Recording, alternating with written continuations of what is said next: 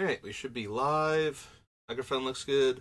Alright, so as is my tradition, whenever a new Magic set is about to release, and we have the full spoiler up, I like to go over the set with a focus on three specific things that I feel when you don't know about them in a new format tend to cause you to lose games, but when you do know about them and keep them in mind, you are far more likely to actually win games that you would have otherwise lost to them if you weren't thinking about them at all. So those are the instants, the cards with flash, which kind of get clumped together, and then the third thing is wraths and pseudo-wraths, things that can clear out a large number of creatures from the board. So, or in formats where there are a lot of, like, you know, artifact creatures, a wrath that destroys all artifacts, or a wrath that destroys all enchantments when we're on, like, Theros or something. Like, anything along those lines.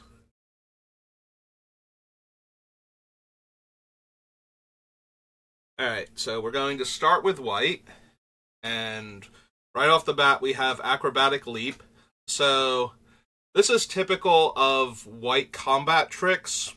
They tend to be 1 mana, give relatively low power or toughness boosts, but frequently give out a random ability. In this case, this one is actually potentially very strong in that it's +1/+3, so the creature is very likely to survive combat, but also flying and untap for 1 white mana. So the easiest way for this one to ruin your game plan is when their large ground creature all of a sudden jumps up in the air and kills your flyer. There are a lot of small aggressive flyers in this set, so you're probably going to see this one a bit more than you normally would because of that. There are a lot of, like, white has 2 different 1-drop 1/1 flyers, and there's a handful of playable equipment in the set too, so it's very likely that you will see aggro decks that use these 1/1 flyers and suit them up in order to get through for damage, so having this card is going to be more likely to be encountered because they are going to want to have a way to stop an aggressive flyer from getting through for a lot of damage. And if they don't have their own cheap flyer to block with, this is the next best thing. The fact that it is only 1 mana is also pretty brutal, and the fact that it gives flying. So one of the other things this can do is pre-combat give a creature flying so that it has a good attack. So this one I think is slightly more likely to show up than a 1 mana combat trick in white like this normally would be. Like, if it just untapped the creature so that could be a surprise blocker, I don't think it would be anywhere near as good. The flying is what's going to push it over the top and make it more likely that you will see this one.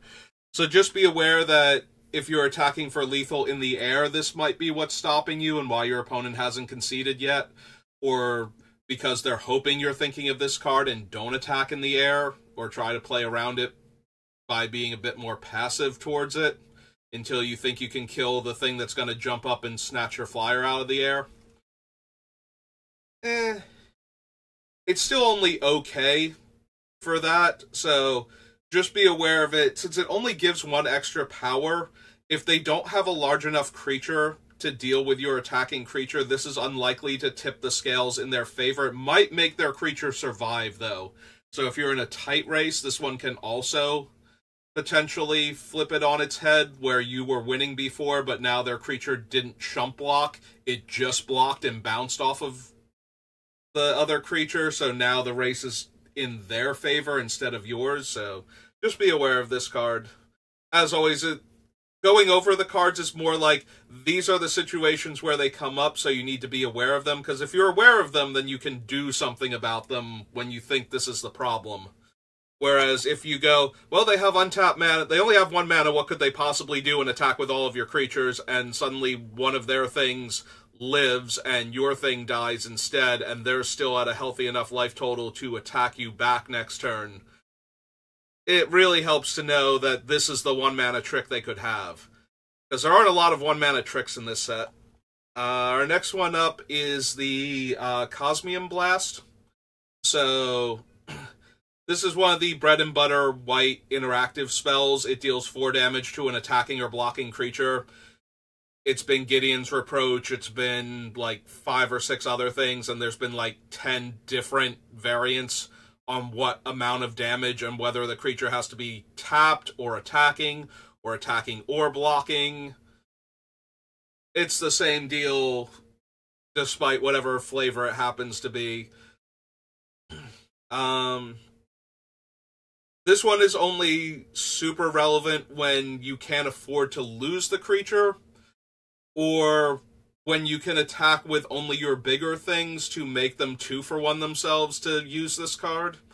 Other than that, this is just going to be a removal spell that hurts you for getting into combat, so just keep that in mind if you have a good utility creature you can't afford to lose. Like, maybe don't get into combat with a smaller creature, because it might not be a pump spell, it might be this thing, and they wouldn't be able to kill your utility creature otherwise. But past that, again, you just need to be aware of it. It's going to be a removal spell, it's going to kill something that gets into combat, and it can only kill things that get into combat, so keep your, like, white-red legend that makes 1/1 gnome tokens from being your attacking creature or blocking creature at any given point in time, and you should be good. What have we got up next? Get Lost is a rare. It's just very potent creature removal. It kills anything for 2 mana. It also can kill enchantments and planeswalkers. Quinn is the only planeswalker in this set, and he's a good boy. I don't know why you would hurt him. So, don't worry about that one too much. There are not a whole lot of enchantments that buff creatures, where killing the enchantment mid-combat wouldn't just be better than killing the creature it's on anyway. Like, there's no Anthem effects in this set. There are a few enchantments that have the ability to put a counter on a creature at certain times, but there's not anything where you're going to get blown out mid-combat. The fact that this doesn't kill artifacts is actually kind of painful, because artifacts are way more prevalent, and there are a few of them that have way more utility in this set, so there are some problematic enchantments, but killing them at instant speed isn't going to be the issue, with the one exception being there is a pacifism in the set. It's technically an arrest. It's an arrest at pacifism mana. So destroying that one mid-combat will unlock their creature and allow them to attack and block with it all of a sudden. Other than that, it's a removal spell, and there's not a whole lot of playing around removal spells. You just need to know that, yes, for 2 mana, they could technically kill any one of your creatures. It is a rare, though. We also have Family Reunion over here, which I glossed over to get to the splashy rare. So, this one is very interesting because it's a common. So, it's a very small buff. It's +1/+1 to all of your creatures. There is the slim possibility of your opponent having 2 or more of these in hand. Like, just build your own terrible overrun. Might actually be a thing. But for the most part, I can't imagine that a deck will, even a go-wide deck, will be running more than 2 of them total. And they might not even bother with the second one. But just be aware of it. When there is an effect like this in the set, you just need to know what the actual power and toughness boost is. In this case, it's only +1/+1. So you want to outmuscle your opponent's creatures, ideally by 2, but at least by 1. So that way, if they play this, all of the things are trades. You don't want to get into the position where your 5/5 is on their 5/5, and your 3/3 is on their 3/3. Maybe block their 3/3 with your 5/5 at that point, if you can afford to take the damage, so that way this does nothing. Rather than gets your 2 creatures killed and lets them keep theirs. But that's about it. When you're playing around these effects, and because the bonus is so small, you don't have to do a lot to play around it. Just don't let your creatures be even, and when you can, outmuscle them by at least 2 power and toughness to their power and toughness, and you'll be fine. The scariest thing about this is that there are a lot of random things that make gnome tokens in white, so there is a go wide strategy. So the problem is more that all of those 1/1s are 2/2s now, and you can't block all of them, is going to be more the issue than them winning combat and killing all of your stuff and keeping theirs. But don't let that one happen while you're trying to survive the onslaught of tiny 1/1s coming at you. Like, try and diminish the effectiveness of this card whenever you can. You might not be in a position to, because if they have it and the math works out and it's lethal if you don't block the biggest thing, like, just be aware of that, and that it might be this card, and that your evenly matched creatures might suddenly get eaten, which is kind of frustrating, but what are you gonna do? It's Magic, it happens.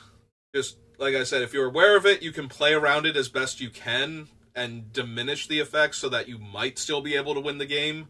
But if you're not thinking about it and all of a sudden they anthem their creatures, you're going to lose that game, because now all of a sudden you're trading or having your guys get eaten where you didn't need to before. Alright, next up is, I'm gonna butcher a lot of these names. Hootsel's Flanker, I'm guessing. So it's a 3-mana 3/1 with Flash. Enters the battlefield, you choose one. It gets a +1/+1 counter for each creature that left the battlefield under its controller's control this turn. The controller gains 2 life and scries 2, or they can exile target player's graveyard. So the 1/1 counters only matter if you use removal spells pre-combat, or if they have done something defensively like bounce their creatures. Because there is a flash creature that will bounce their own creature, which we'll see soon. So it's still very difficult for this to be better than like a 4/2 or a 5/3, maybe, if they try really hard with the counters. So what's a lot more likely to happen for this thing to screw up combat math is it's going to come down, gain them 2 life and let them scry 2, putting their life total at a different number and allowing them an additional blocker, which can dramatically mess up combat math if you were really close in killing them and you're really close to dying at the same time. Because now all of a sudden they are going to have more life than you thought and an additional blocker. So you have to be aware of this one in close games, but this is one of those ones where if you can't beat it, if they have it, then you just have to accept that they might have it. But if you can beat it by playing around it, just be aware of it.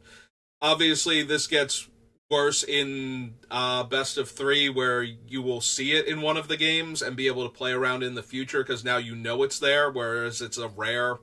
Rares are a little harder to play around in best of 1, because you never know who's actually going to have them.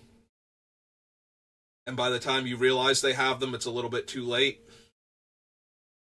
But past that, it's just a 3/1 creature, so in situations where the race isn't close, you just have to be aware that they might suddenly have an extra 3 power if you're relying on a huge creature that you don't have a way to protect in combat if it got gang blocked.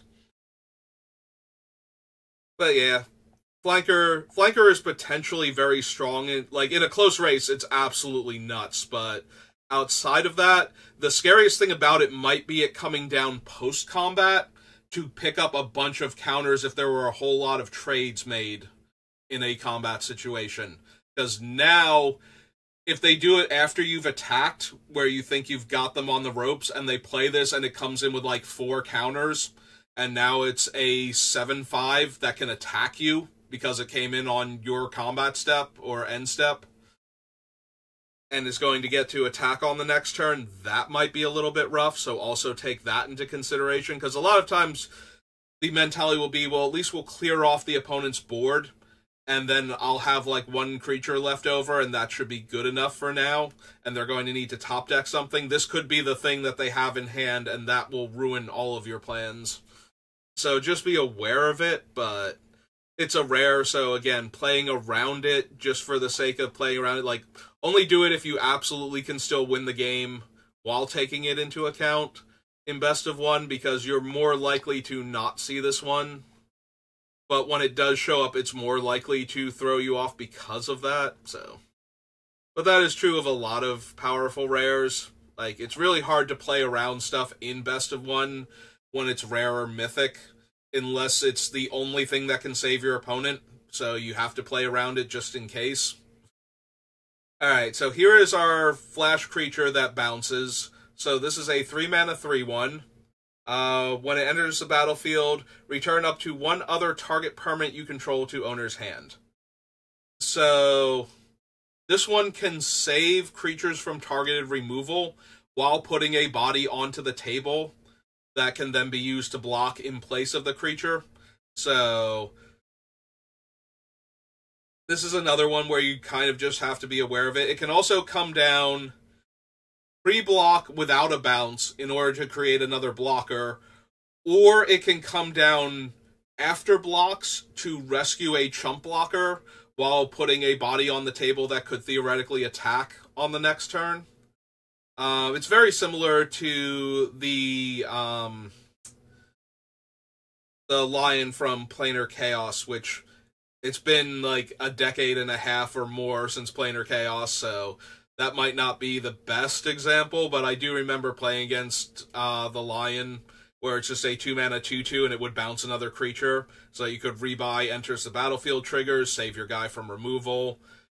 You're probably going to see the Mischievous Pup a lot, so just be aware of him, and that this might be the thing that messes up your removal spell. If you're going to lose long-term to a creature, it's still a negative tempo play for them, but it's eating up your removal spell while making sure that they still have the card, so if you can't take advantage of it being off the table for a turn, that's still going to be really rough for you. So yeah, that's Mischievous Pup, and what he might do to mess you up. I didn't mean for that to rhyme. Quicksand Whirlpool. So this is a very expensive instant to just reach out and kill a creature, but it has a discount for if the creature is tapped. So, again, be aware of it. It's a creature kill spell. There's not a whole lot you can do, especially once they get to 6 mana, because if you choose not to attack, they can still just kill your guy. And if you only have Vigilance creatures, they can still just kill your guy. It's only worth noting that it's very similar to the Gideon's Reproach variant from before, the 4 damage one. I forget. Cosmium Beam. Cosmium Blast. Cosmium Blast. That is the actual name of it. But it only works on attacking creatures until they get to 6 mana. So it's not a huge difference to play around. The only thing is, with this one, you can actually block without having to worry about it until they hit 6 mana, but because of the existence of the other one, if you're playing around one, you're probably playing around both of them. So just be aware that if you thought you were playing around the Cosmium Beam and it actually becomes Quicksand Whirlpool when they hit 6 mana, that might be a minor issue. But if you've been playing around it and successfully dealing damage to them up until this point, then they probably have to spend their entire turn killing a creature in order to not be dead. So, or they will just be forced to use this on a suboptimal creature if you're not presenting the threat that they really want to kill, in order to play around the Reproach instead, and it just so happens to be this thing. So, alright. Our next one is another flash card. You're going to notice a lot more flash cards in this set because of the Descend mechanic, caring about permanents being in the graveyard. There's a lot more artifacts and a couple more enchantments that are spells that you would normally find on instants and sorceries. But instead they are on artifacts and maybe enchantments, just so that way it's on a permanent, so that the permanent can eventually go to the graveyard and be a permanent in the graveyard for Descend. Also, so that it can be one of the permanent types to get crafted with, as we'll see on this card. So this is our third deal damage to a tapped creature an opponent controls. This is our third kill that guy because it dared to attack me. In this case, it deals 5 damage. So it's a slightly worse version of the Cosmium Beam, because it can only target tapped creatures rather than being able to hit an attacking or blocking creature. So it can't hit Vigilance creatures, and there are a couple in this set, and an enchantment that lets you give Vigilance to a creature at the beginning of combat. So the fact that the creature has to be tapped is a tiny bit worse than it otherwise would be. This one, though, has an additional effect to make up for that. So the initial effect that we have to worry about is it comes down, it deals 5 damage to a tapped creature. And it does have the ability for 4 mana and exiling another artifact, either in play or in a graveyard at sorcery speed, to turn into this vehicle. So, notably, it can be crewed by tapping 2 artifacts instead of crewing with an actual creature. But for the purposes of what we're concerned about, we are worried about the 5 damage to a tapped creature. So, the only other thing to note about this one is it doesn't care if the creature blocks, it cares if it becomes tapped instead. So whereas the Reproach, the Cosmium Beam, can only hit your utility creatures if they get into combat somehow, this one can deal damage to ones that become tapped. So you do have to worry about that, because Red-White's mechanic or gimmick for this set is tapping untapped creatures and artifacts you control on your turn for additional effects. So if you can choose not to tap your really cool utility creature that you're already trying not to get into combat so it doesn't get Cosmium Beamed or anything like that, don't tap it if you can to pay those costs either, because it might become vulnerable to this card when you're playing against white. Let's see, what's our next thing? Smithy is the one that makes tokens. There we go, there's our Wrath. This is Unstable Glyph Bridge. So when it comes into play, if it was cast, so it can't be blinked for its effect to keep wrathing the board over and over again, which I don't think is a thing in this set, but it's worth noting because there are a couple cards that might buy it back from the graveyard to play, I believe. So it does have to be cast in order to get this effect, but for each player, you choose a creature with power 2 or less that player controls, then destroy all creatures not chosen. It also has the ability to turn into an artifact creature by fusing it with an artifact for the craft mechanic. But focusing on the wrath aspect of it. Of note, if you have a creature with exactly 2 power, your opponent must choose at least one of those creatures. 2 power or less, they must choose one of those creatures to let you keep. So, if you have a creature that has exactly 2 power or less, they have to leave you with at least 1 creature from this effect. Past that, though, there's not a whole lot that they are not able to kill. And if you don't have a 2 power or less creature, they can kill all of your creatures. They don't have to have a 2 power creature for each player. It's not a targeted effect. It's just that they must choose one if able.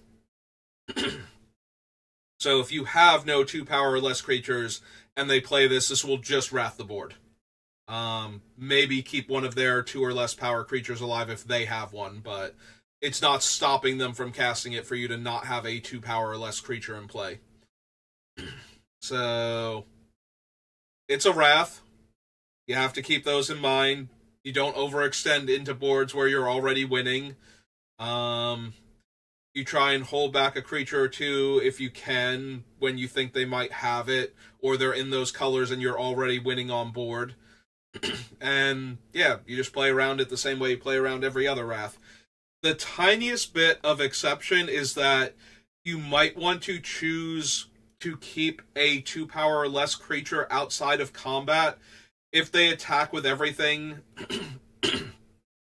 into a board that clearly has, like, does not favor them, because it might be that they are trying to set up the Wrath and they know they're going to lose their creatures, so they attack aggressively anyway. Sorry, I'm already starting to lose my voice. We're already only through the white cards. Give me a second. Sorry. So, you might want to try and keep one of your two, especially if you can keep a specific 2-power creature alive. So that way you will have that one post Wrath if they have to play it.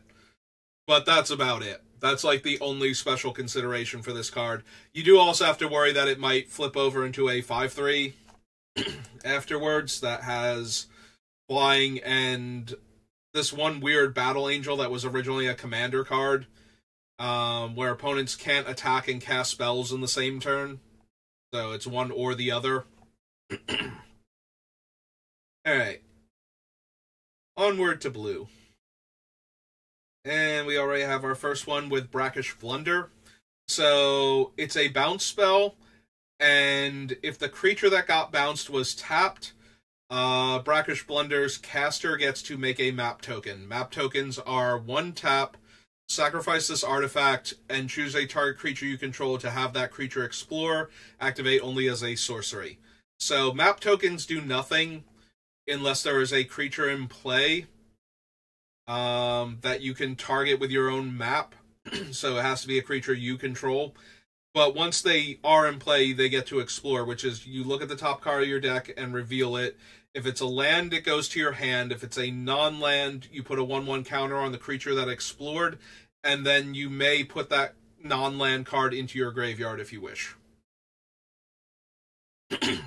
So it's a traditional bounce spell. It does cost 2 mana.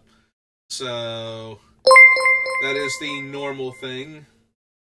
Anna Gray, thank you for the follow. That's the normal thing nowadays for your bounce spells to be in the 2 mana range. And you play around it the same way you do any other bounce spell. You just have to be aware of it. One of your creatures might wander off in combat. So take that into account when you're doing your combat math. Speaking of combat math, Cogwork Wrestler.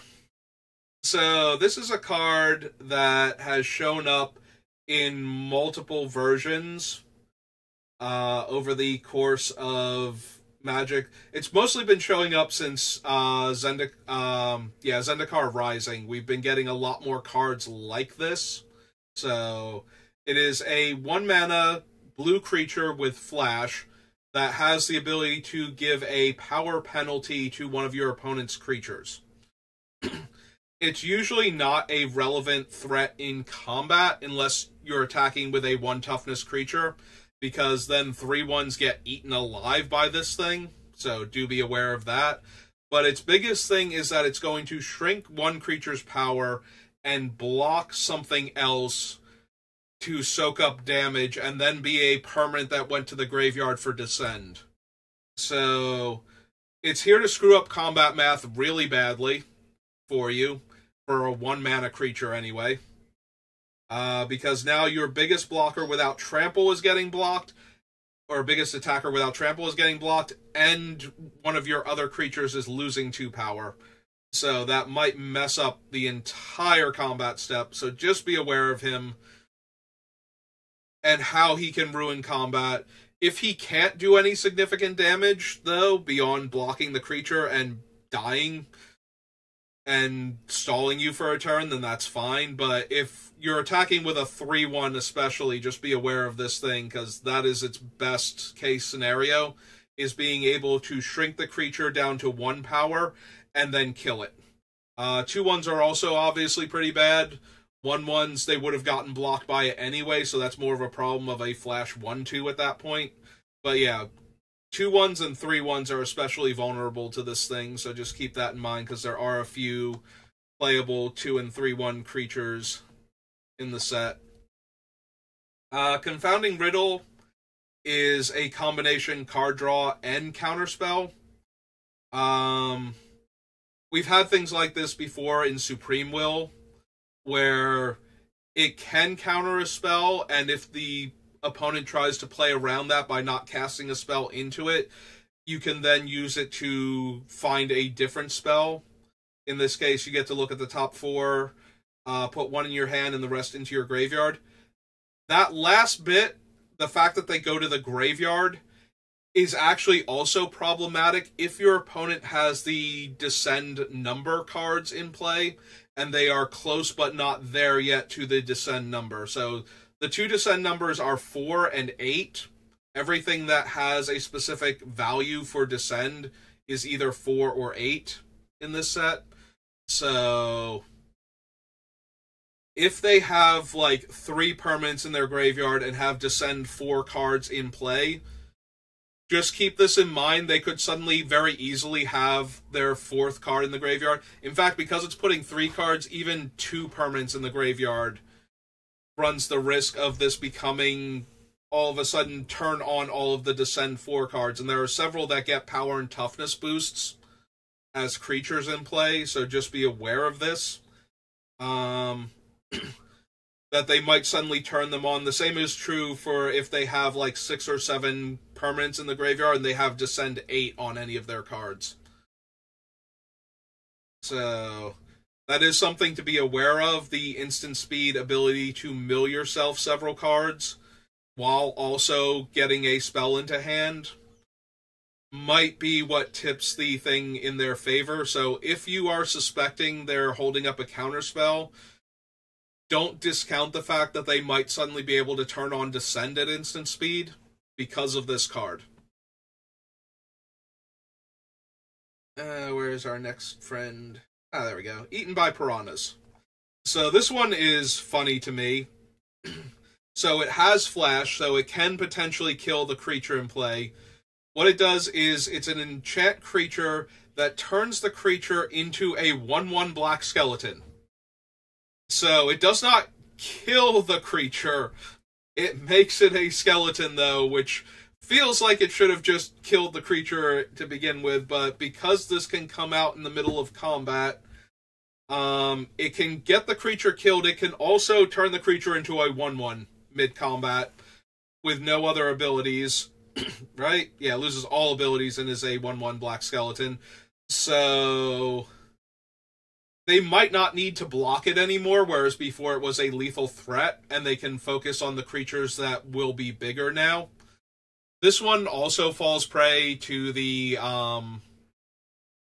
Get Lost, where it can remove the enchantment and suddenly put the creature's stats back up. But past that, it's kind of hard to not lose your creature in combat to this. It's a decent combat trick. It does require that the creature be attacking or blocking in order for it to kill the creature. But because it will rob the creature of the abilities anyway, it's more about the fact that it will kill the creature than anything else. And because it makes it into a 1/1, there's no real playing around this. Like, you're going to lose this creature regardless. Because if you don't attack or block with it and it's still problematic for you having it in play, then they're still going to cast this on it anyway. It's just they didn't get to kill the creature and get it off of the table. So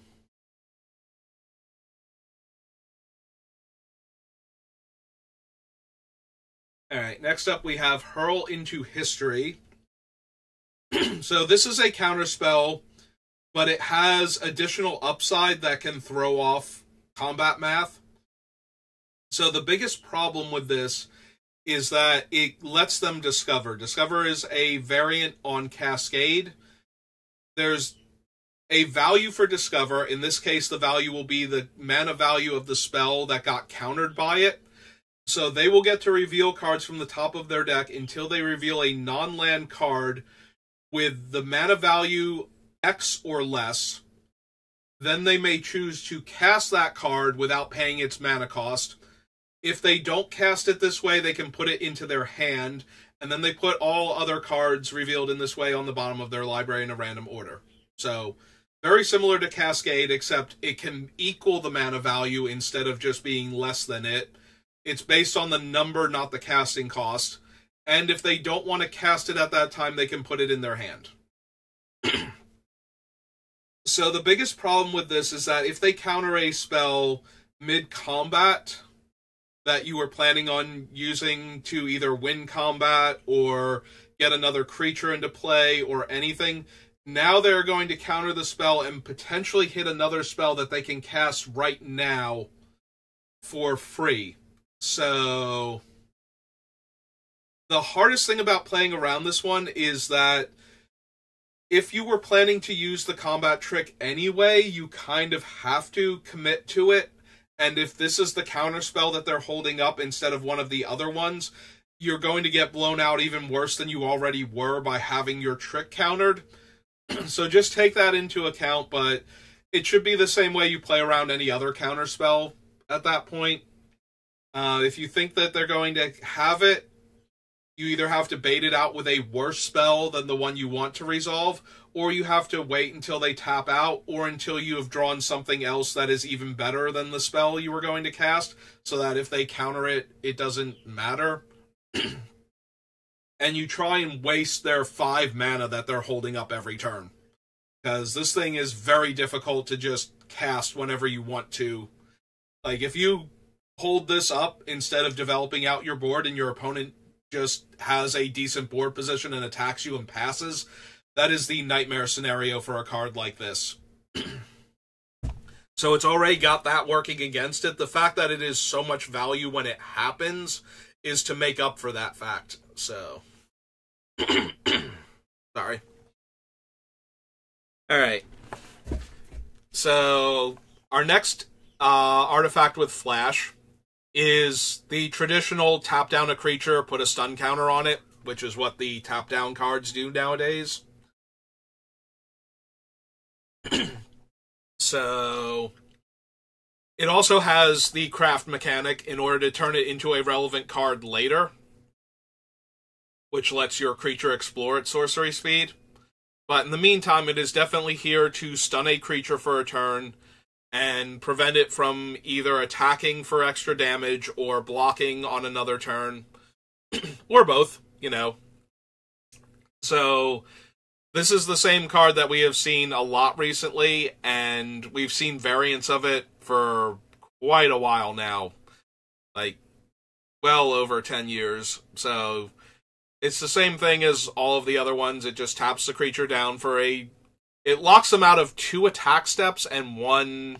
and potentially 2 blocking also, right? You cast it on your opponent's turn. They don't get to attack with it. You get to attack. It doesn't untap. Yeah, so it basically takes the creature out of the game for 2 functional turns.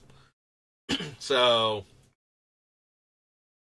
you deal with them the same way you've been dealing with them, which is you accept the fact that your creature has wandered off on you, and you have to do your best with what you have left. Also, that your creature can wander off on you, so if it's your only blocker, and you're going to be dead on board, you have to consider whether or not you can afford to play around this by attacking with your other creatures, because sometimes you have to, and sometimes you don't have to, and you just have to know which is which.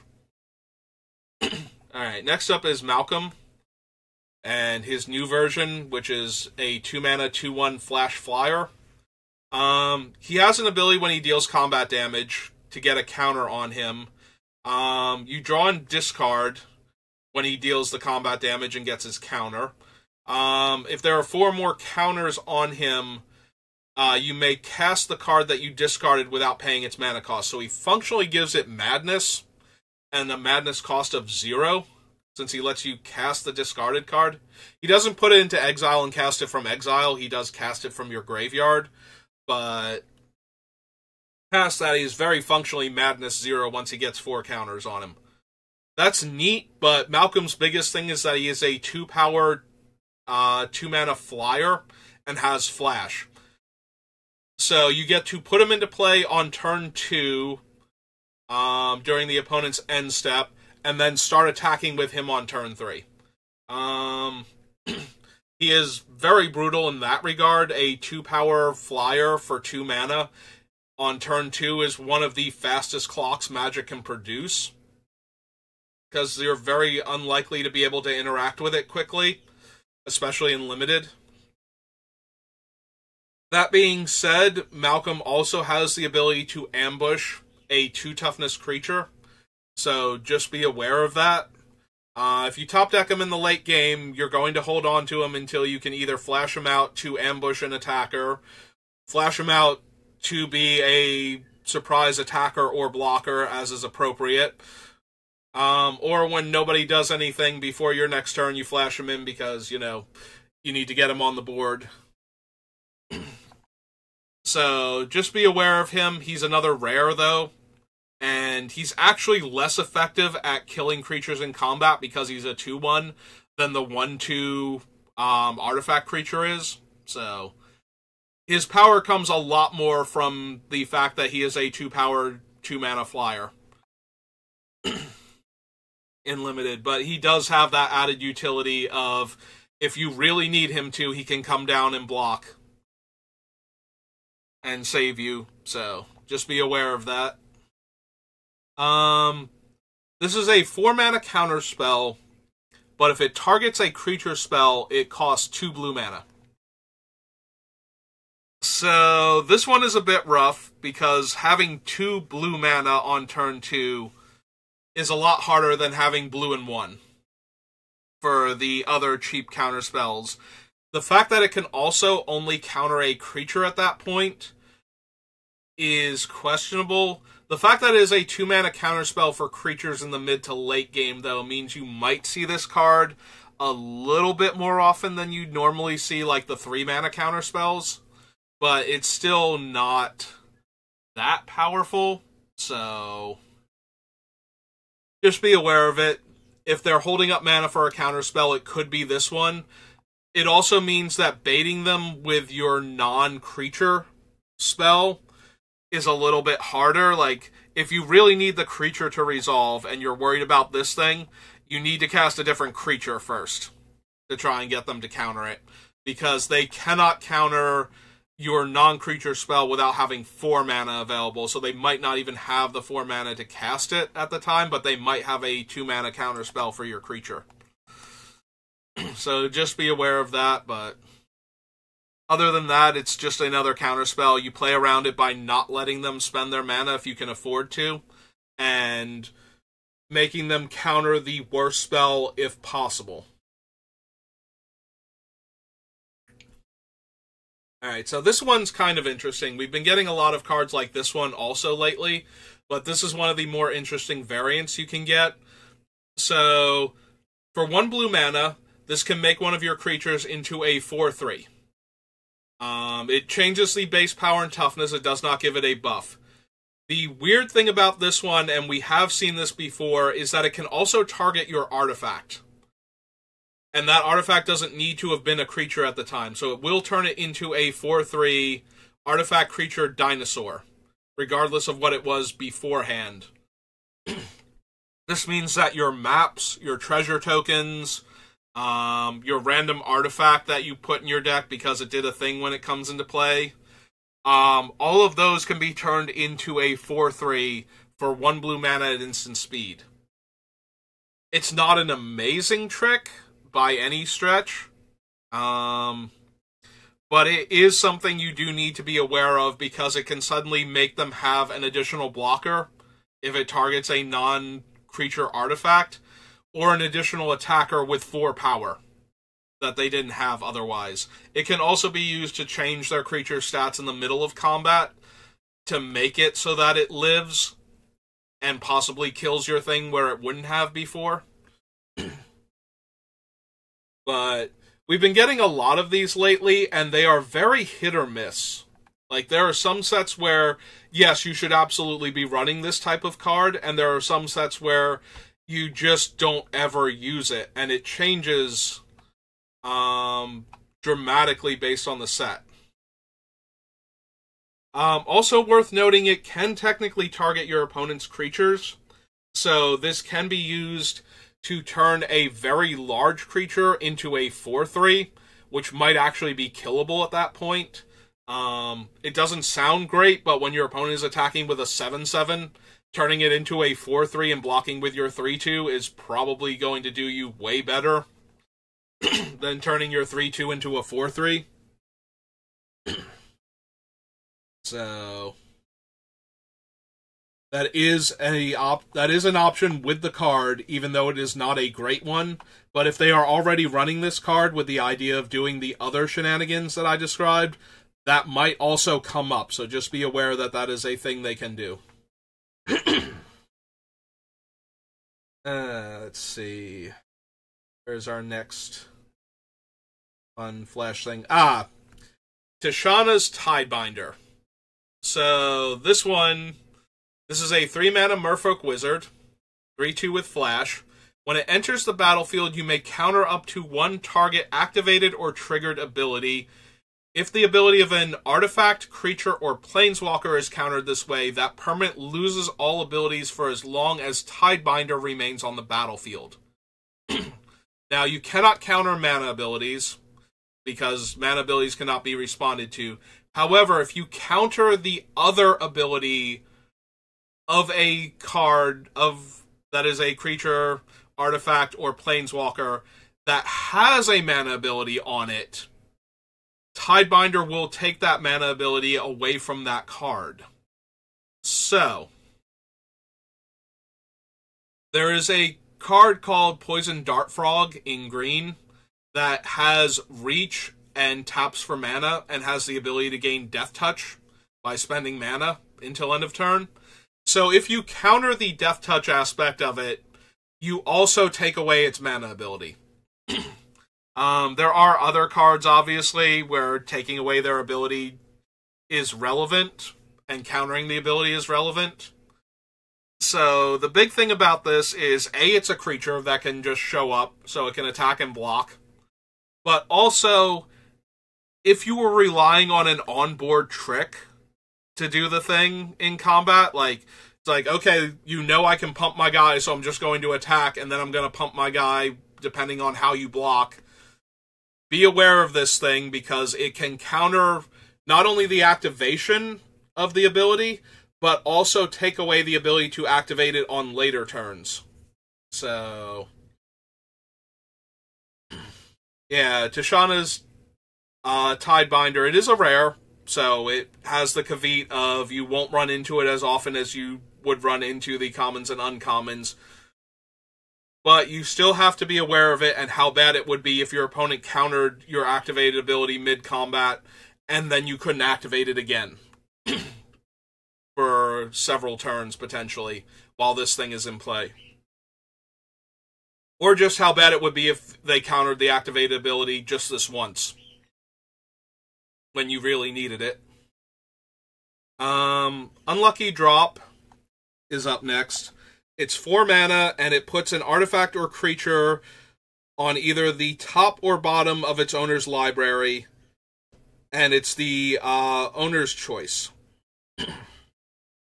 We have misleading motes in the last set. We always get cards like this. They are clunky. Oh, God, sorry. Give me 1 second.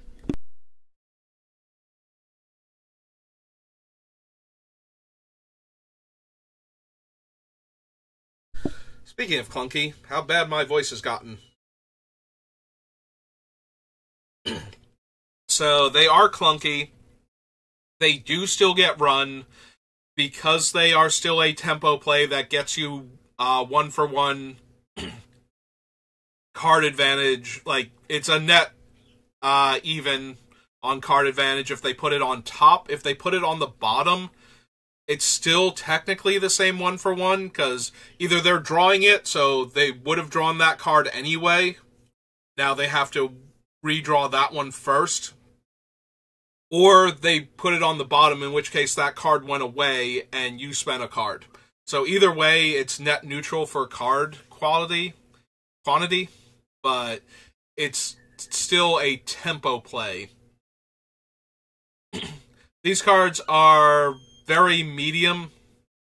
They play a lot like removal spells in the moment.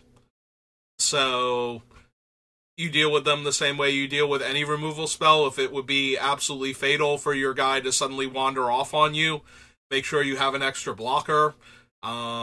If they would live through combat, if they have a thing, just make sure you're not dead on the crackback. But other than that, you just assume that it's a removal spell, and maybe it'll be a more awkward one than one of the ones you were playing around. Let's see. That all the blue? Looks like all the blue.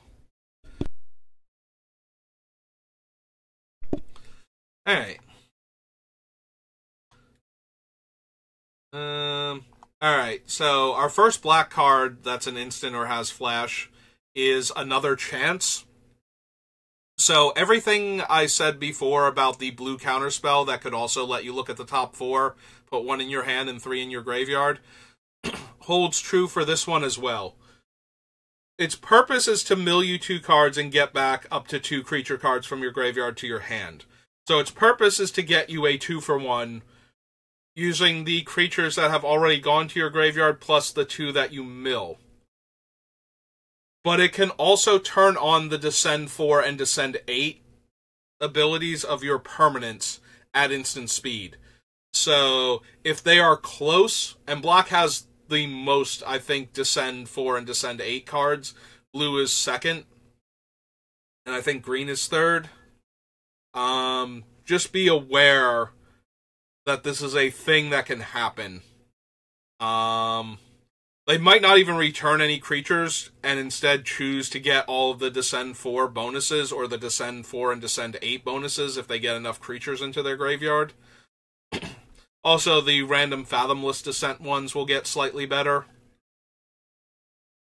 So, you do have to be aware of that, but past that, it's more about getting cards into their hand rather than interacting with the board. So if they don't have Descend anywhere close to being online, or if they already have it online, this thing is not going to affect that. Just be aware that if they're close but not there yet, it might turn on their creatures. Bitter Triumph is the bread and butter removal spell. They can either discard a card or lose 3 life, but either way they're killing a creature. Again, I don't know why you would hurt Quinn. He's such a good boy. So just assume it's killing your creature, unless Quinn shows up and they decide that they're awful people. They want to be mean to your elephant. But yeah, you can't really play around this past knowing that they might be able to kill your creature. Black has a handful of decent instant speed removal spells in this set, but nothing quite as good as like Candy Grapple from the last set. Like, this one either requires 3 life or discarding a card. Everybody's still going to play it because it's 2 mana, kill a creature, and that's way too good. Also, discarding a card has slightly more upside if it turns on the Descend abilities for a permanent going to the graveyard, because Descend does not care when it's a trigger for a card going to the graveyard if it was a permanent in play or a permanent card that got discarded or milled.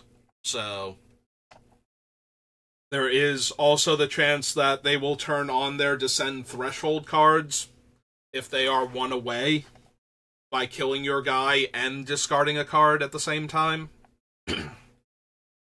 But yeah, it is the targeted removal spell for black. So that's what it looks like. So they can kill your guy at only 2 mana. The other ones are more expensive than this. So just be aware that if they only have 2 mana up, it might be this one, specifically. Also, if they're low on life and they don't have a card to discard, if it's the only card in their hand, you can use that information.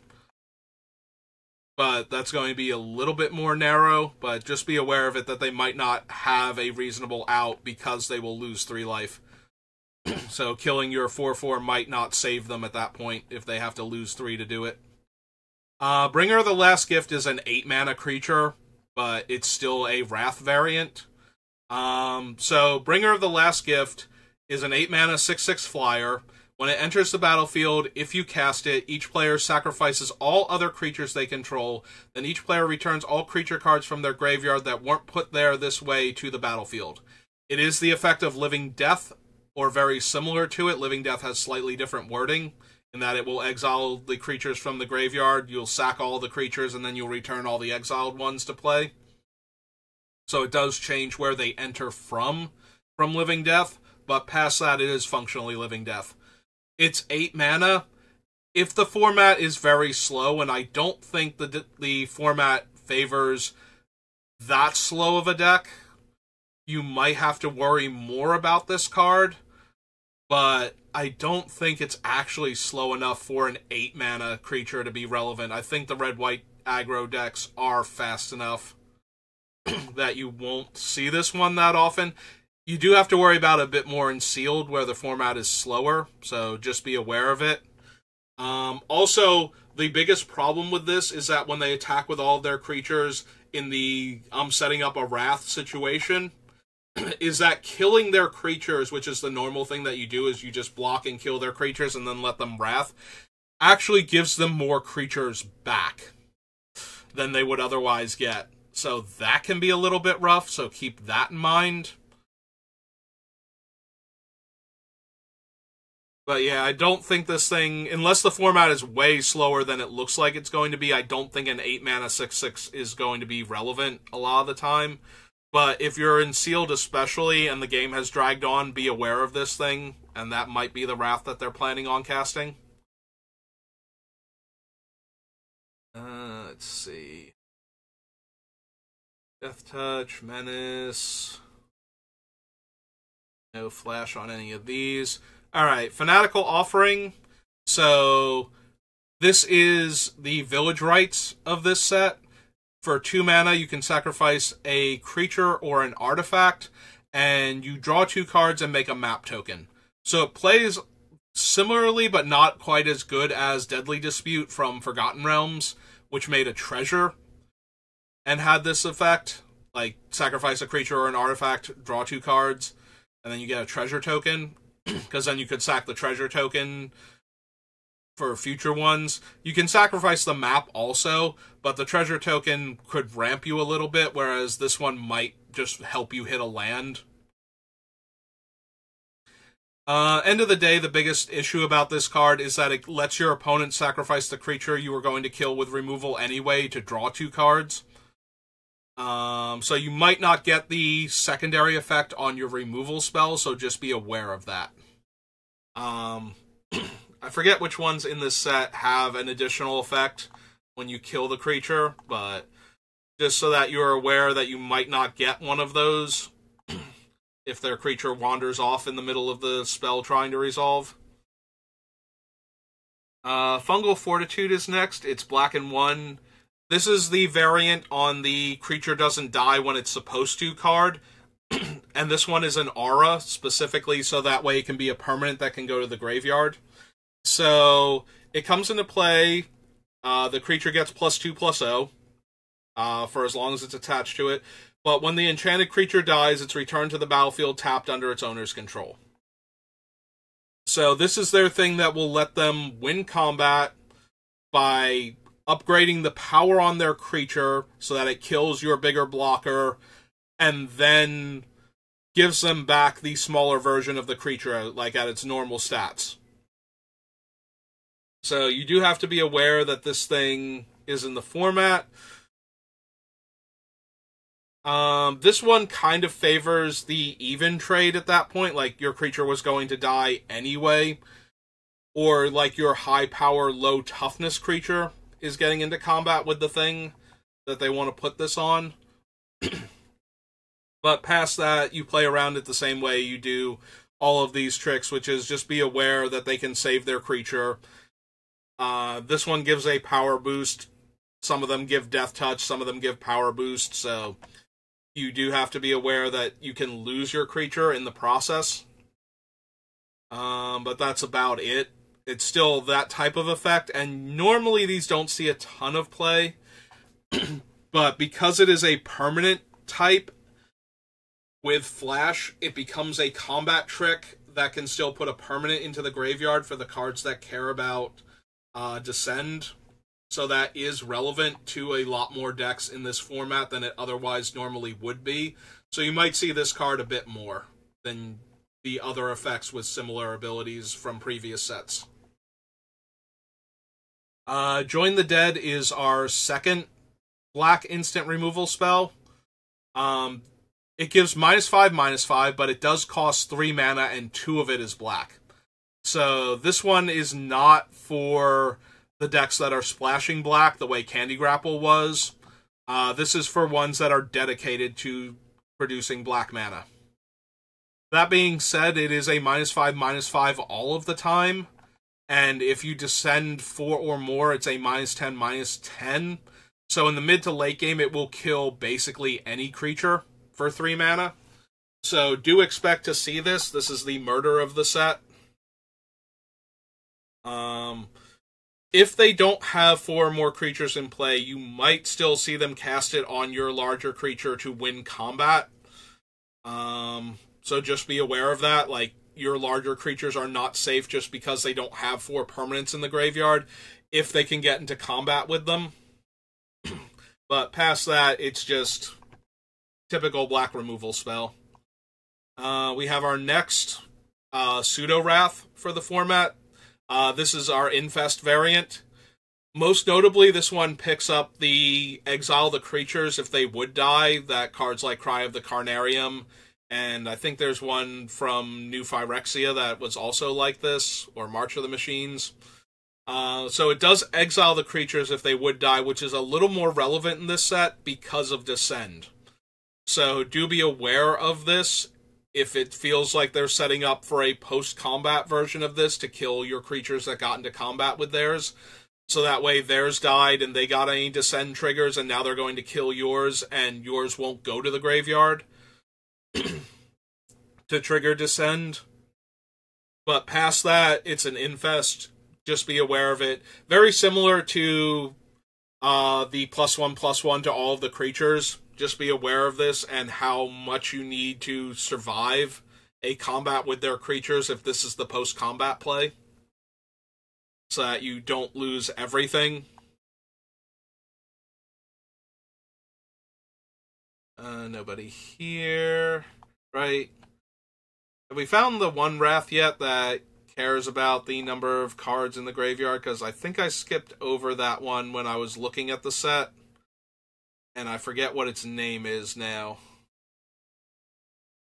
Because I believe there is a Wrath in black that cares about the number of creature cards in your graveyard. It does not look like we found it yet. So unless it's one of the commander cards, should find it soon. Power and toughness? No, that's not it. Now you guys have flash, right? None of you are a Wrath hiding in the thing. Menace, no. Death Touch, no. And none of these are it. Ah, there it is. Terror Tide. So, 2 black and 2 gives all creatures -X/-X, where X is the number of permanent cards in the caster's graveyard. So, this is black's actual Wrath of the set. It does require setup.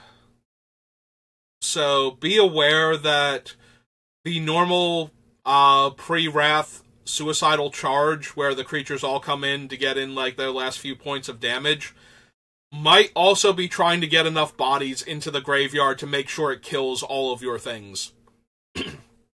So, if they are light on creatures in the graveyard, and you can avoid killing enough of their stuff to give them enough bodies to kill, like, your biggest creature, if you're in the green deck, and you've got, like, a 7/7, and they got 4 creatures in the graveyard, and you can get by killing only 2 of them without getting the 7/7 into combat, consider that at least. But past that, it's a Wrath. You play around it like you do any other Wrath. Yeah, I don't need your thing. Go away. And just be aware that there's a little bit more play that you might have by not getting enough creatures into their graveyard for this to work, if you can avoid it. Alright, we're on to red. First up is a Braid. Typical red removal spell, deals 3 damage to target creature. Also can destroy an artifact, so just be aware of that if your artifacts are currently doing anything for you mid-combat. There is a white artifact that exiles a permanent. It's an O-ring type effect, so just be aware of that one suddenly going away on you if a braid happens. But past that, it's just the typical 3 damage spell, so. Ancestor's Aid. So this is the plus power in first strike. In this case, it's +2/+0 in first strike. It also makes a treasure token. So let me just triple check. Where's the Descend card? Because I'm pretty sure they need cards to go to the graveyard. Let's go back up to black. The ones that care when you descend by having a thing... you descended if a permanent card was put into your graveyard. Okay, so you don't have to worry about the treasure getting sacrificed. I did not think you did, but I wanted to double check that before I give out wrong information. So you don't have to worry about the treasure going to the graveyard. It is still a treasure, which means it's giving them a 1-mana rebate. So it allows them to do something else potentially with their turn by getting that 1 mana back. Past that, this is just the typical plus power and first strike combat trick that shows up in lots of different sets. Depending on how aggressive the format will determine how good this card is. In very aggressive formats where blocking is basically required when your opponent is attacking and you have a blocker, this goes way up in value because it will kill the blocking creature without losing your attacker, and it will give you more mana to work with on subsequent turns, or give you a rebate on the mana spent this turn to deploy another threat. In formats where there's time to set up and you can afford not to block an early creature and take a little bit of damage, this thing goes way down in value. So depending on how aggressive the format is will determine whether or not you need to play around this more or less. But again, just be aware of it and that you might lose your creature to a first strike trick. And block appropriately based on knowing that it might be +2/+0 in first strike, or 3 damage to make it a 2-for-1. You know, whichever it happens to be. And try and make sure that you're as set up as you can be, so that even if it's the worst case scenario, you're not getting hurt as bad.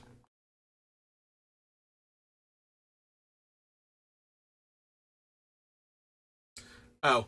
Also, fun fact, there are 1 or 2 cards like this guy in the set that care about the number of artifacts that you have. So the fact that it makes an artifact might turn them on randomly. So another thing to be mildly aware of if they have cards like the Brazen Blade Master here. Who cares if you control at least 2 artifacts? Because if he suddenly goes from a 2/3 to a 7/4... first strike mid-combat, that might be an issue. If they only had 1 artifact up until this point. Nothing here. Bunch of sorceries. Nothing with flash. Alright, so red gets a giant growth variant this time. It's only +2/+2, but it gives trample, and also if the creature deals combat damage to a player, destroy target artifact that player controls. So, not only can it let them win combat, if you have an artifact that's generating value for you or board position, that artifact also might die. This one can be a bit rough because that means you have to overblock to prevent them from getting through for damage, and you run the risk of it being the Ancestor's Aid or something instead, or an Abrade to kill one of the blockers and then eat the other one.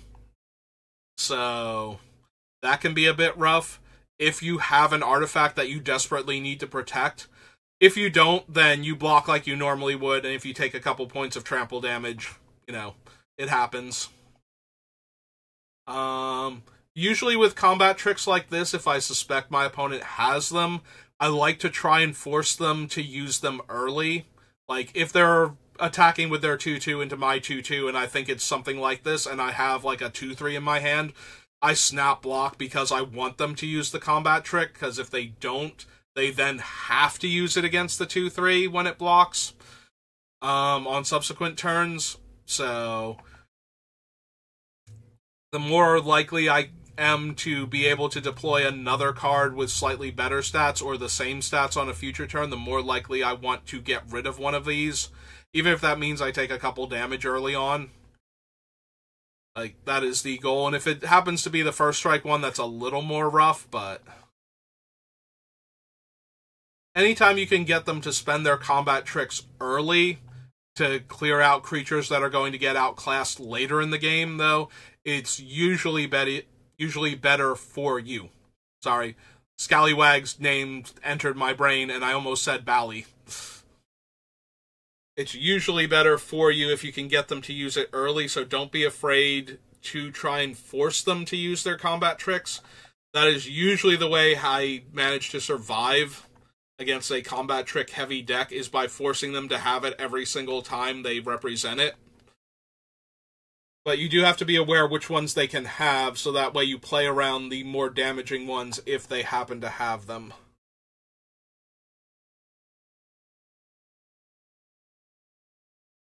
Sorcery... here we go. So, this is another example of an effect that would normally be on an instant being on a permanent instead. This one is the Bad Burn spell. It's 3 mana to deal 2 damage to any target. Then can craft with something else in order to form an equipment. Crafting is at sorcery speed, so you don't have to worry about them crafting this at instant speed in order to buff their creature mid-combat by giving it +2/+0. They can only do that at sorcery speed for the craft. So they're essentially getting the equip cost for 3 mana to flip it over, and so it's 1 mana to flip it over and 2 mana to equip on the first turn, and then just the 2 mana to equip after that is how it's priced out. It is more relevant to us, though, that it can deal 2 damage to any target. So opponents might be trying to get you low in order to deal 2 damage. They also might be trying to kill your bigger creature by having it block a smaller one and dealing it 2 afterwards. Just another burn spell to be aware of, that it's a 2 damage one. If you think they have this, don't target your 2 toughness creature with your cool trick or something. Get it killed and lose your trick. You know, the traditional way of playing around small removal spells like that. Where's our next one? Oh, you guys had Flash, right? Trample, Reach, Taken Treasures, Sorcery, Artifacts, still no Flash. Yeah, Red does not have a lot of tricks to begin with in this set. A lot of its things are at sorcery speed, so... Alright, this is a super weird one, so... There are variants of this that show up from time to time, and a lot of times they're rare. This one happens to be an uncommon. So, the owner of target artifact or creature with mana value 1 or greater shuffles it into their library, then that player discovers X, where X is its mana value. First of all, if your opponent is playing this, that's kind of weird, because these things are very, very janky. So the biggest thing this thing can do is target a very high casting cost card and flip into a low casting cost card. That is its ideal scenario, is to put like one of these 7-drop dinosaurs into your deck and flip over like your 2-mana Mana Dork. Or your other early play that's still in your deck. These things feel more like a desperation play because they don't get rid of the creature, and they don't necessarily downgrade it significantly either. If they target your 7-drop and you flip up like a 5-drop creature, that's not a whole lot different unless it really, really is on that board. And the fact that you can hit that creature and they've barely done anything and you can still draw your 7/7 later and recast it makes these things very, very janky. That doesn't mean that you won't see them, and it doesn't mean that they are completely unplayable. But a lot of times this is going to be the mark of a questionable deck decision when putting it in there, or a moment of desperation because they lack interaction otherwise. And this thing is just not great, but you do need to be aware that your creature might wander off mid-combat and might get replaced. And even if it gets replaced by a better creature, sometimes it wandering off there and not killing their thing mid-combat might be the difference. So it's a very weird removal spell that can interact with most creatures. If you're playing around interactive removal like that, like just dealing with another creature anyway, then you're playing around this one too, and this one is just so much worse than normal removal. But if you're wondering what it looks like when it's played as close to correctly as you can, those are the situations and how it will work. Is you want to hit your opponent's expensive thing so that you maybe downgrade it, and you also don't want to run this one if you have better removal options. But if you are that desperate and it is the only thing you have, you know, you might have to play it, and if people have to play it, you should be aware of its existence, because otherwise it will randomly blow you out. If you think you're going to win by attacking with everything, and suddenly one of your guys isn't no longer attacking and it's a different creature entirely, that might be the difference between winning and losing the game there. So just be aware that your creature might wander off because your opponent is playing red, and then when it comes back it's going to be completely different than what it was before.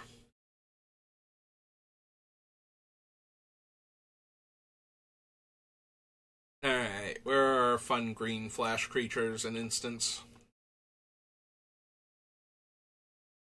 Alright, so this is another one of those ones that you won't see that often because it does not play out very well, but it is a thing and you do need to be aware of it. So this is one of those spells that temporarily turns a land into a creature. And you might think that that's very similar to the thing that turns a creature or artifact into a 4/3. And it is, but it also isn't. So the 4/3 trick can not only give you an attacker or blocker when you didn't have one by transforming an artifact, it can also augment one of your smaller creatures or diminish one of their more powerful creatures.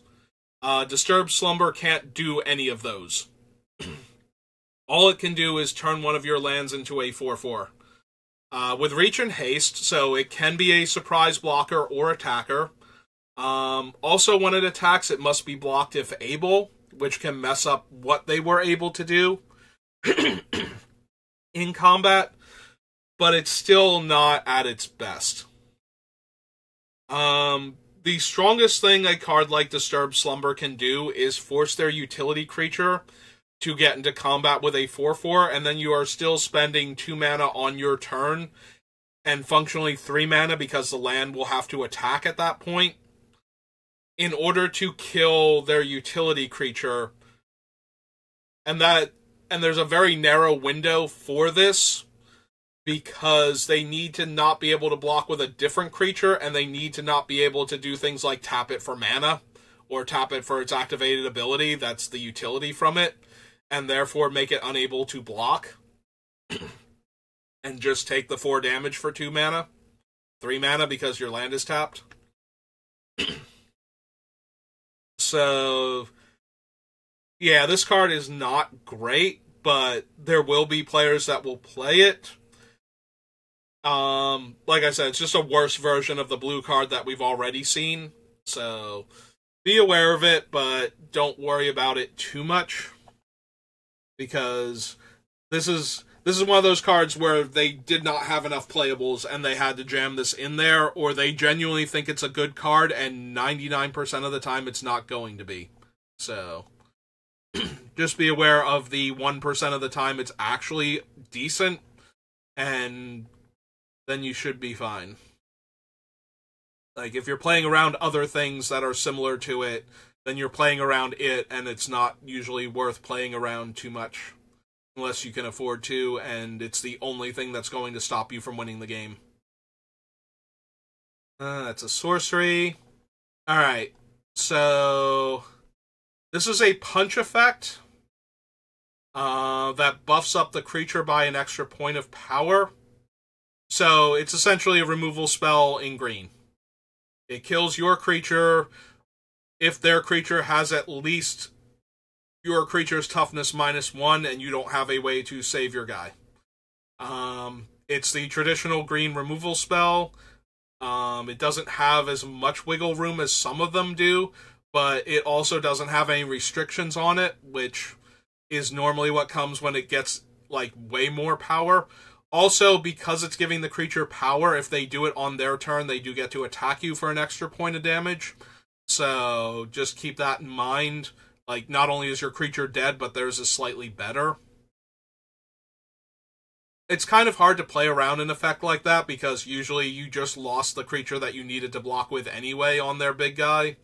So, if you have another blocker, you are going to anyway.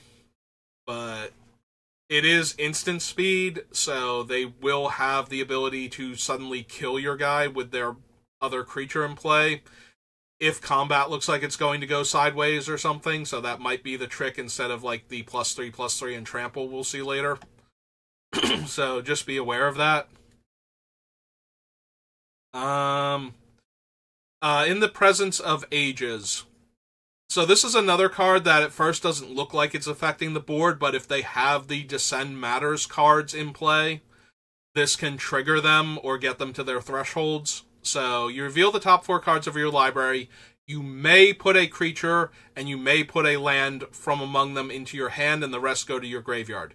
So if putting the creature in your hand wouldn't turn on Descend and you really need Descend, you are allowed to not choose one of the creatures, you are allowed to not choose one of the lands and put all of the cards in your graveyard if you really want to.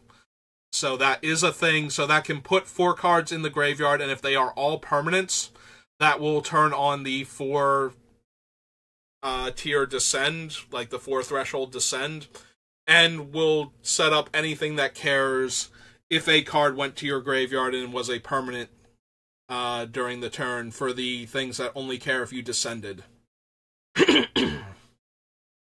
So, this thing is a combat trick in those scenarios. In all other scenarios, it's just a card draw spell. None of these have flash. These are Wraths. Sorcery. Alright, so this is one of those cards that I always have an issue with, but fortunately this one is very, very expensive. So, it is the card that grants a permanent buff to the creature that can be cast as a combat trick. These are the things that tend to ruin me because of the strategy that I... what's the word I'm looking for? Put forth as my way of doing it, as a suggestion for how you can deal with aggressive combat tricks, is I tend to get the creature into combat and make them have the trick and use it. This is the worst type of combat trick for that strategy because it augments the creature from that point forward. You lose your guy, but they did not lose the benefit of the combat trick. Even worse, this thing can be moved around afterwards, so it is on the best creature for their situation at the time, and the only problem with that is they cannot move it at instant speed.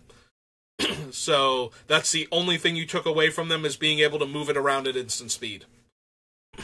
By forcing them to use it when you did. That being said, its cost is very high, and its equip cost is even higher.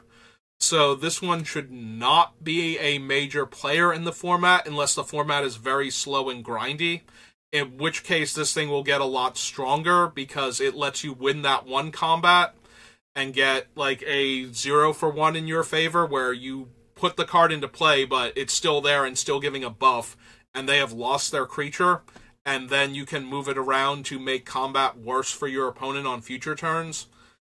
But if the format is not slow and grindy enough for that, then this thing will fall by the wayside pretty quickly, and most decks won't have time for it. So I am hoping that's the case, that the format's not too grindy, and this card just languishes in sideboards for the most part. Because if it doesn't, this one is going to be one of the ones that really wrecks me pretty hard. But it shouldn't be that much of a problem. Usually these type of effects tend to not perform well in draft and perform medium in sealed.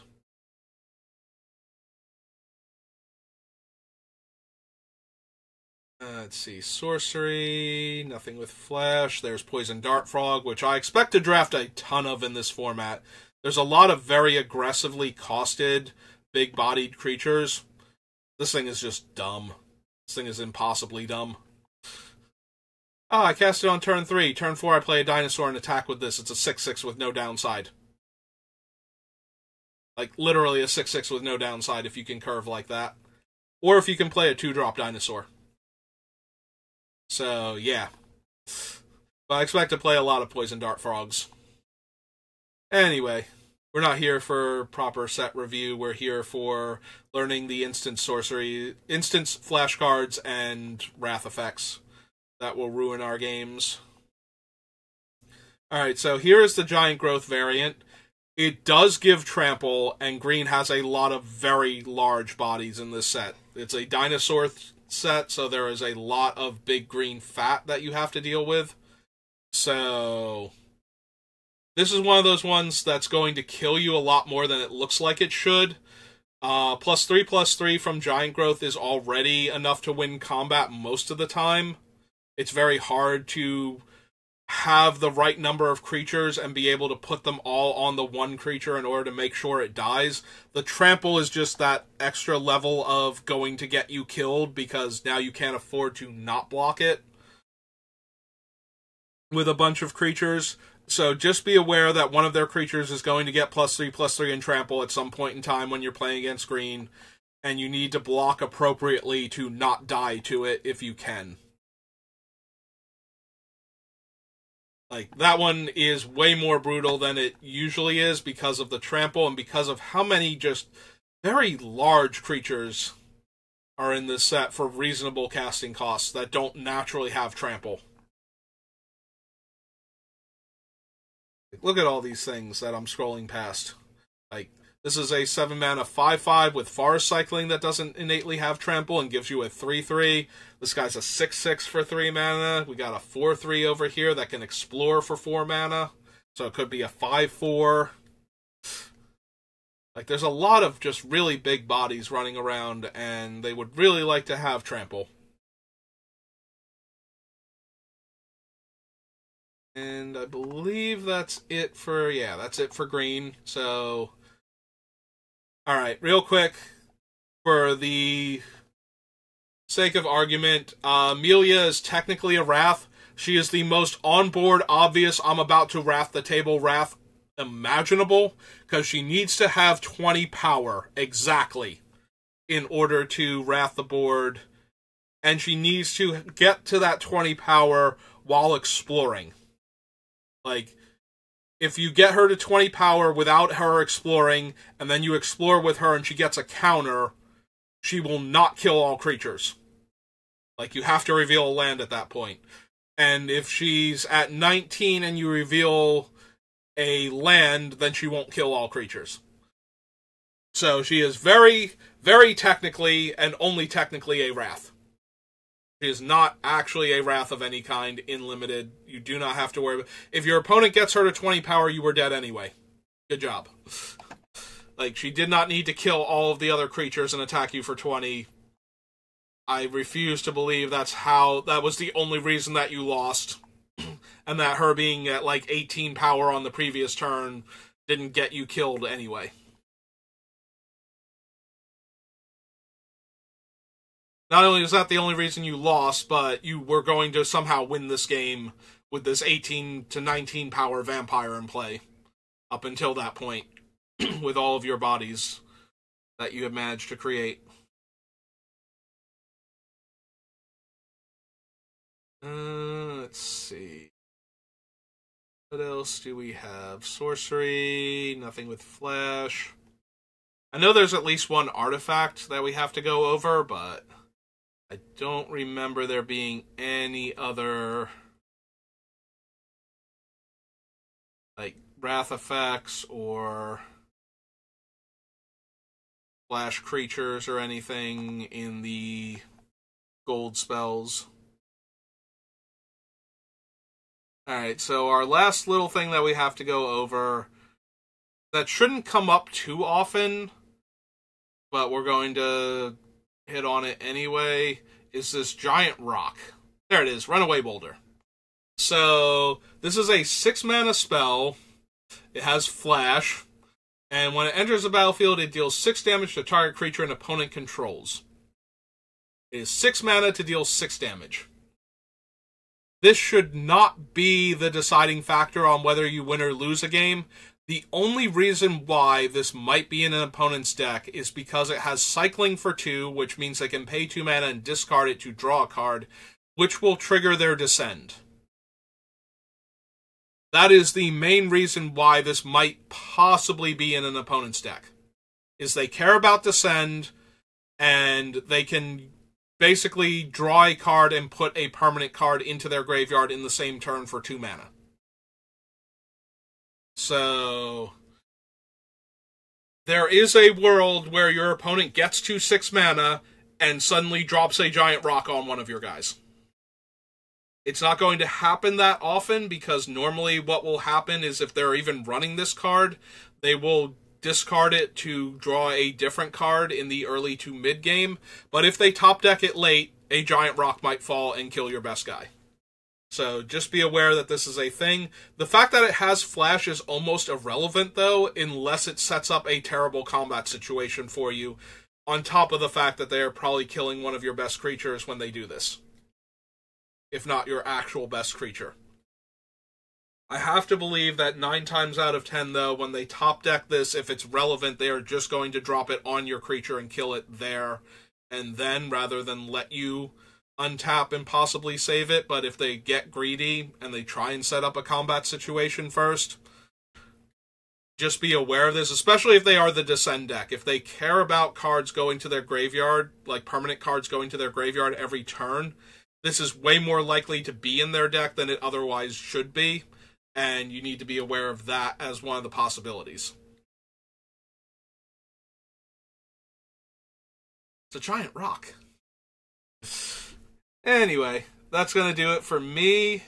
Thank you for watching. I hope this helps you with your drafts and your sealed deck events next week. It always helps me with mine, so I do hope that this works for you, and I will see you next time. Have a good rest of your day.